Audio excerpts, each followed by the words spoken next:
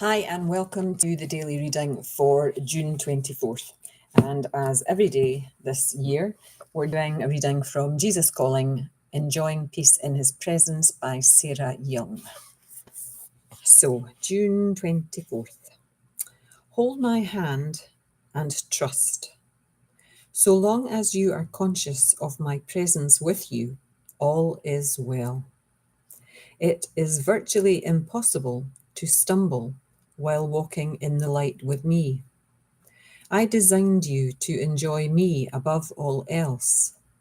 You find the deepest fulfillment of your heart in me alone.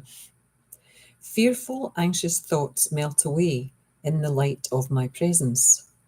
When you turn away from me, you are vulnerable to the darkness that is always at work in the world.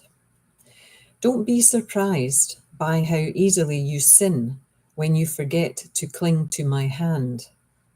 In the world, dependency is seen as immaturity, but in my kingdom, dependence on me is a prime measure of maturity.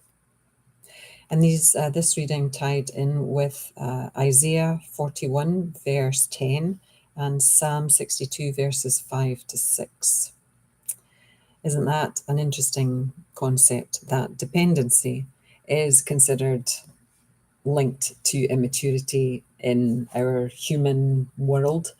But in God's kingdom, it's a prime measure of maturity, dependence on Jesus. So I think it's difficult to say, whether it's mature or immature. Some would argue that it's a crutch to have a belief system like mine, that I believe in Christianity, I believe in God, I believe in Jesus. And, those who don't, and don't have a belief system of their own would say that it is, brainwashing. It's just rubbish. It's like the Bible is just a good storybook. In fact, not even a good storybook, it's just a storybook. It's actually a collection of poems, apparently. And I would love to have the ability to read the original versions of those poems before they were all put into, the King James version of the Bible, which would be the one that I have tried to read over the years. But I'm never going to get access to to the Aramaic version of the Bible or the poems that were put into the Bible. And are they just stories that somebody made up?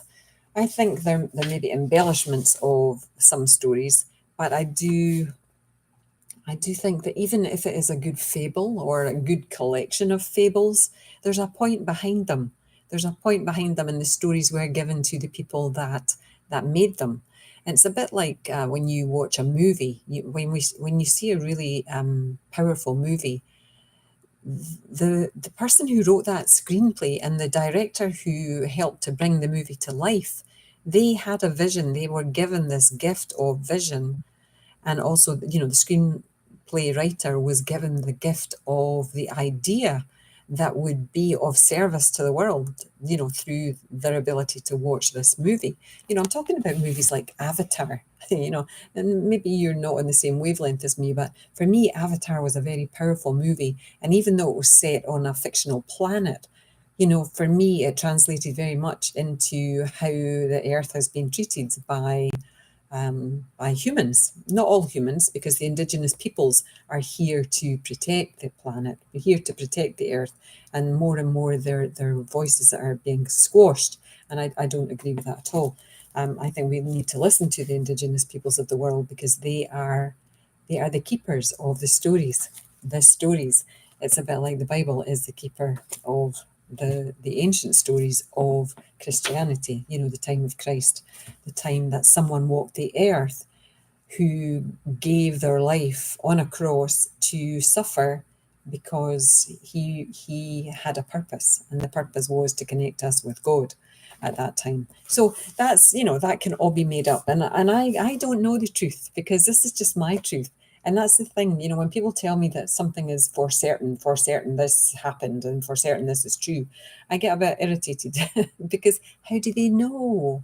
How do they know? How can they point blank say that they are right? Because I can't. I just have this internal compass that tells me when something feels right and it's right for me.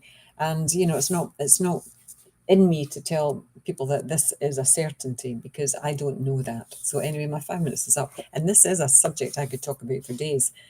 When it comes to other people telling the world that they are right and everyone else is wrong. So anyway, namaste, love to you all. Bye now. Bye.